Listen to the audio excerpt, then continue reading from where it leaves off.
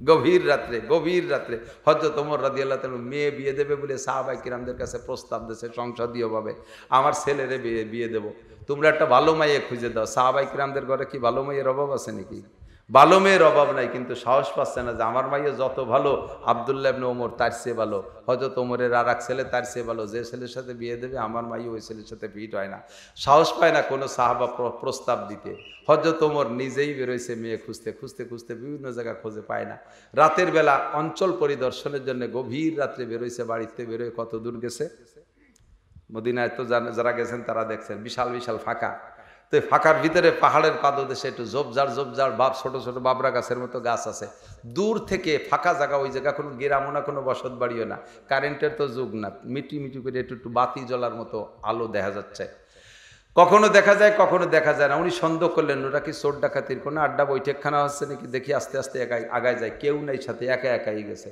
যাইতে যাইতে যাইতে যাইতে একেবারে আলো যেখানে সেখানে গেছে, যে দেখে যে ঝোপের মধ্যে ছোট্ট একটা ঘর, বেড়াও ভালো না, বেড়ার ফাঁক দিয়ে খেতাটা নাইনি বেড়া, তার ফাঁক দিয়ে ওই আলোটা ভিতরে একটু বাইরে দূরের থেকে দেখা যাচ্ছে। কাছে যে গেছে যাইয়ে দেয় উকি মেরে দেখতেছে এর মধ্যে কারা, যদি কোনো পুরুষ হয় কয়েকজন তাহলে বুঝবো যে ডাকাতদের চোরদের একটা বৈঠক হচ্ছে, যদি কোনো মহিলা হয় তাহলে অন্য কিছু ভাববে। সত্যি উকি মেরে দেখে যে কোনো পুরুষ নাই, দুটো মহিলা, একটু বয়সী একটা মহিলা আর সুন্দরী যুবতী একটা মহিলা। উনি অত্যন্ত মাইন্ড করে ফেলাইছে আগের থেকেই যে এইরকম ফাঁকা জায়গা নির্জনে দুইটা মহিলা, এরা নিশ্চয়ই চরিত্রহীন, এরা অন্য কিছু করে কামাই করে খায়। উকি মেরে দেখিয়ে তাকায় রয়েছে, দেখি কি করে, দেখে যে দুই মাইপতি গল্প করতেছে। গল্পের ভিতরে মা মেয়েকে বলতেছে, মা ওদের কটা ছাগল আছে পাশে, ফাঁকা জায়গা তো অতটা ভয় নাই, রাত্রেও খোলা থাকে দিনেও খোলা থাকে। তো বলতেছে মাতে মেয়েকে বলতেছে, মা আমাদের ছাগলে তো 1 কেজি 1 সের দুধ হয়, তাই বেশি তুমি যে পয়সা আনো তাতে আমাদের চলে, কিন্তু আগামীকাল যে 2 সের দুধের টাকা লাগবে, আয়ের উৎস তো আর কিছু নেই, কি করা যায়? তো মেয়ে বলতেছে, মা কি করা যাবে, আল্লাহর পর ভরসা করি, আল্লাহ ব্যবস্থা করে দেবে। কয় যে আল্লাহ কি ব্যবস্থা করবে তো করবেই, তা আমরা নিজেরা একটু কিছু করি। বলে তা কি করবেন? কয় 1 সের দুধের ভিতরে আর 1 সের পানি মিশিয়ে, সের কইতো না আগে, 1 সের দুধের ভিতরে আর 1 সের পানি মিশিয়ে তবুও দুধ সাদা থাকবে, দুধ অসুবিধা হবে না। 2 সের বানায় বেশি আনবা, দুধে 1 সের দুধের ভিতরে আর 1 সের পানি, 2 সের বানাবা।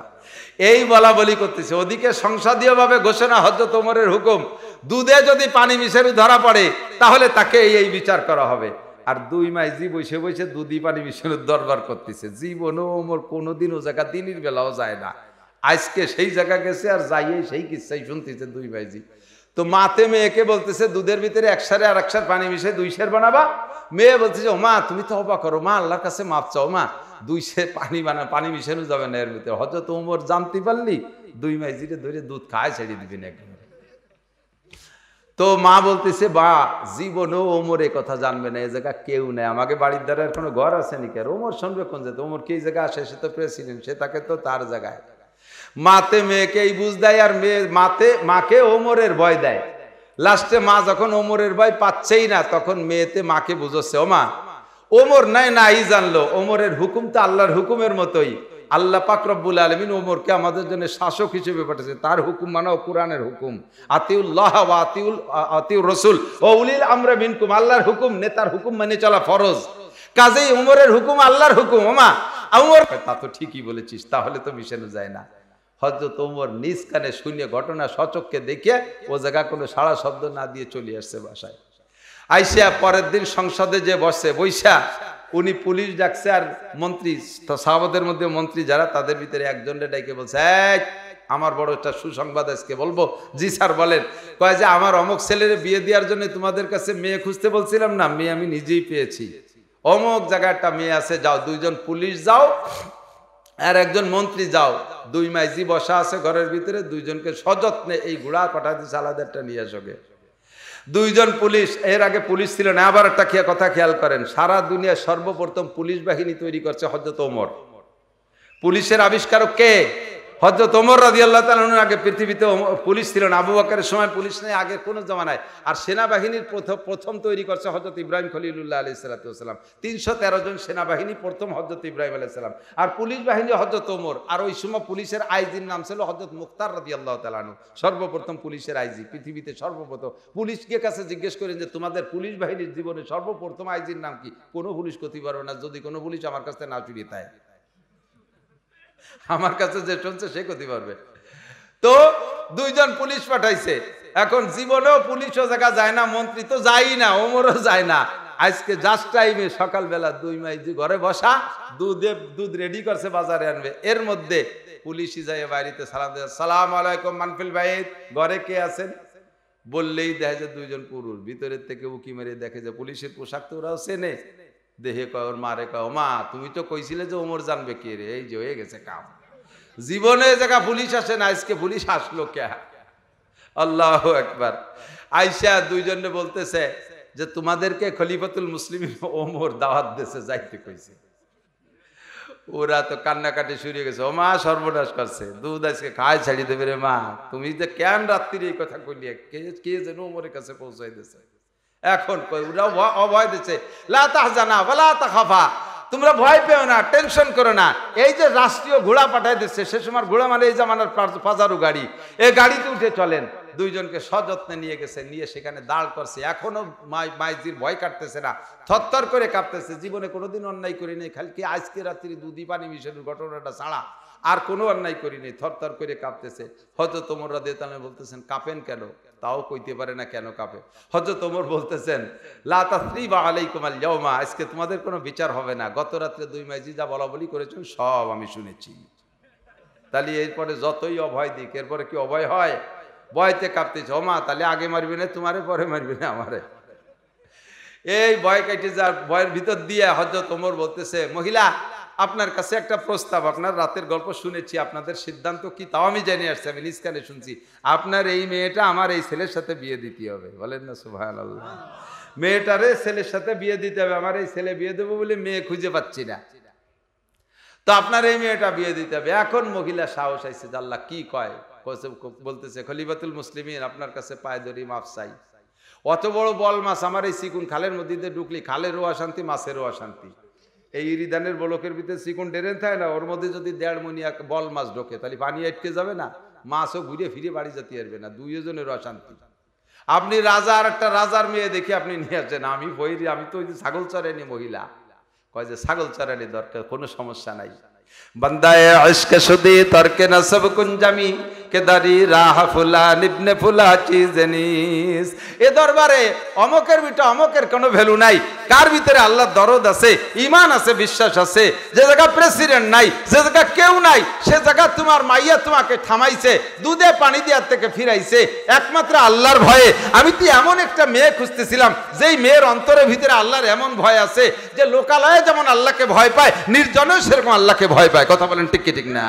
আল্লাহু আকবার। এজন্য নবী পাক বলেন, এই যুবকরা এদিক তাকাও, যখন তুমি কোনো বিয়ের জন্য মেয়ে খুঁজতে যাবা, তখন মেয়ে বিয়ে করার জন্য মানুষের 4টে দিক বেশিরভাগ দেখে। হুজুর বলেন, লিজামালিহা, 1 নম্বরে রূপের ভক্ত সবাই, নিজে আলকাতরার মতো কালা, অথচ মাইয়ে খোঁজে একের প্রিয়াঙ্কা চোপড়া। এরকম কিছু আছে না? তোমার দিক চাই দেখছো তুমি কেমন, তুমি এত ভালো মাইয়ে খুঁজো কে? যা পাইছো দেশে ওইটার পর খুঁজি দাও, তার নামে চেহারা সবাই খোঁজে, বাস্ট হতেই তালে আছে। আল্লাহ লিজামালিহা, এ যুবক আমার দিক তাকাও, 1 নম্বরে রূপের ভক্ত সবাই, খুঁজবেন দোষ নাই। 2 নম্বরে হাসাবিহা, বংশের ভক্ত সবাই, ভালো বংশের মেয়ে ভালো হয়, এটা সত্য কথা। বংশের একটা গুরুত্ব আছে। বংশীয় মাইয়া যদি চেহারা একটু কম হয়, তবু তাদের একটা ঐতিহ্য থাকে আলাদা। যত্রতত্র তাদেরকে খাইতে দেবেন, যে কোনো মজলিসে বংশীয় মেয়ে খাইতে পারবে না, তাতে গরিবী তাও যদি হয়, ওরা যে কোনো জায়গায় বসতে পারে না। হাসাবিহা। 3 নম্বরে লিমালিহা, মানুষে বিয়ে করে মালদার পার্টি দেখে, যে শ্বশুরের 200 বিঘে জমি আছে, বাপের এক মাই, ওইটা যদি বিয়ে হতে পারে, বুড়ো মূর্তি যে দেরি, আমি বড় লোক হতে দেরি নেই, পুরো 200 বিঘে পেয়ে যাব, এই মোটার দাগ দেখে বিয়ে করে। 3 নম্বরে লিদিনিহা, 4 নম্বরে লিদিনিহা। আর একদল আল্লাহর বান্দা আছে যে তারা দিনদারিকে প্রাধান্য দেয়। এইরকম মেয়ে কে আছে যে একা একা গভীর জঙ্গলের ভিতরে দুধে পানি মিশাইতে চায় না, আল্লাহকে ভয় পেয়ে রাত্রে কেউ ডাকে না, সময় মতো উঠে তাহাজ্জুদের নামাজ পড়ে। এই মেয়েটা কোন মেয়ে? কোন বাড়ি এমন একটা মেয়ে আছে যে মেয়েটা 10 বছরের পরে বাইরে সূর্যের আলো দেখে নাই, তার মামা বাড়ি, খালা বাড়ি, ফুফু বাড়ি, তাই বাড়ি, বোন বাড়ি, বনাই বাড়ি, ফুফু বাড়ি, এ সমস্ত বাড়ি বেড়ায় নাই? কোন মেয়েটা আছে 10 বছরের পরে স্কুল কলেজে যায় নাই? কোন মেয়েটা আছে 10 বছর পরে আর সে বয়স বাড়ার পরে খুলনা শহরে যায় নাই, রাস্তাঘাট খুঁজে দেখে নাই? কোন মেয়েটা আছে 10 বছরের পরে এই সমস্ত ঘোরাফেরা ফিল্ডিং মেরে বেড়ায় নাই?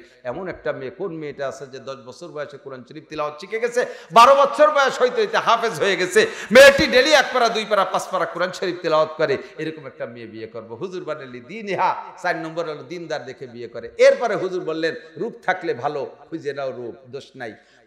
বংশ ভালো হলে আরো ভালো, খুঁজে নাও ভালো বংশের একটা মেয়ে। সম্পদ থাকলে ভালো, সম্পদ দোষের কিছু না। দেখো তিনটেও যদি মিলাইতে পারো, তিনটা এক জায়গা হোক। 4 নম্বর আলি দিন ইহা, 4 নম্বর দিনদার খোঁজো। এরপরে হুজুর বলেন ফাজ পারবি জাতির দিন, রূপ থাকলে ভালো, না থাকলে দোষ নাই। বংশ ভালো হলে ভালো, না ভালো হলে দোষ নাই। আরে সম্পদ থাকলে ভালো, না থাকলে দোষ নাই, তবে ফাজ পারবি জাতির দিন। বিয়ে করার জন্য একটা দিনদার মেয়ে খোঁজ, বিয়ে করার জন্য একটা দিনদার মেয়ে খোঁজ। আল্লাহওয়ালি একটা মেয়ে যদি ঘরে আসে, ওই ঘরে আল্লাহওয়ালি মেয়ের পেট থেকে, আল্লাহওয়ালি স্ত্রীর পেট থেকে ভালো ভালো সন্তানের আশা করা যায়। আরে আলেম উলামা বড় বড় সন্তান খুঁজে দেখো, তাদের মারা অবশ্যই দিনদার। হাফেজজির মা দেখো, হাফেজজি হুজুরের মা কেমন ছিল, ইতিহাস খোঁজো। সদুশা হুজুরের মা ভালো ছিল, চরমুনের পিসা হুজুরের মা ভালো ছিল, শশিনের পিসা হুজুরের মা ভালো ছিল। আলেমদের মারা অধিকাংশই ভালো। বাকি জেনারেল অফিসার যারা আছে তাদের মধ্যেও ভালো ভালো অফিসার আছে না? কথা কন। ঘুষ খায় না এরকম অফিসার আছে না নাই? তাহাজ্জুদ পড়নেওয়ালা অফিসার আছে না নাই?